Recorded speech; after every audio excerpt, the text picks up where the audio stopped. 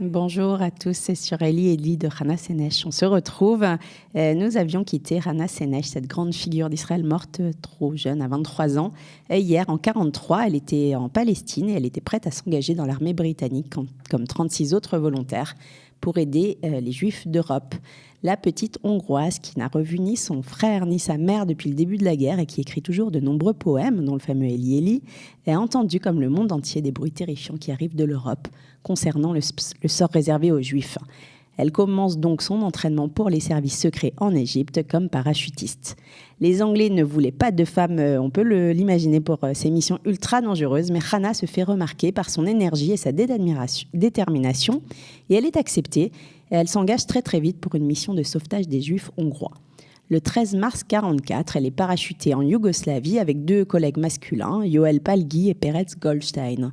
Mais seulement 5 jours après leur arrivée, le 19 mars, les Allemands envahissent la Hongrie et les plans doivent être transformés.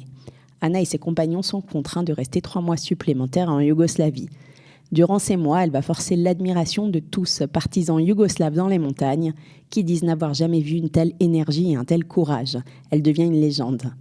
Mais le 9 juin de cette année-là, en 1944, en tentant de passer la frontière hongroise pour réussir sa mission, Hana Senesh est arrêtée et elle est livrée directement aux nazis.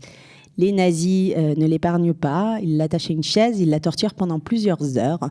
Les gardiens veulent connaître le code de son émetteur de manière à pouvoir localiser les autres parachutistes. Mais Hana Senesh ne lâche rien, même quand on amène sa mère en menaçant de torturer sa mère devant elle. Elle se taira.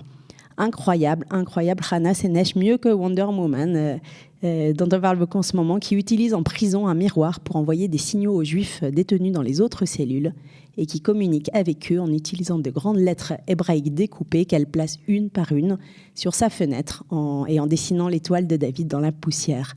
Elle essaie aussi de maintenir le moral des prisonniers en chantant. Ses bourreaux vont lui laisser croire qu'elle sera jugée lors d'un procès équitable. Mais Hana Senesh sera sommairement exécutée le 7 novembre 1944, alors même que les Russes sont aux portes de la ville. Elle n'a que 23 ans. Elle est fusillée dans la prison de Budapest le 7 novembre. À 10h, l'officier vient la chercher.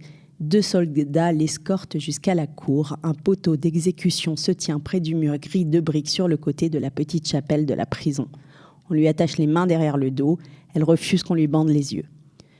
On dit qu'elle a levé ses yeux bleus vers les nuages qui voilent le ciel et que 3 balles lui ôtèrent la vie.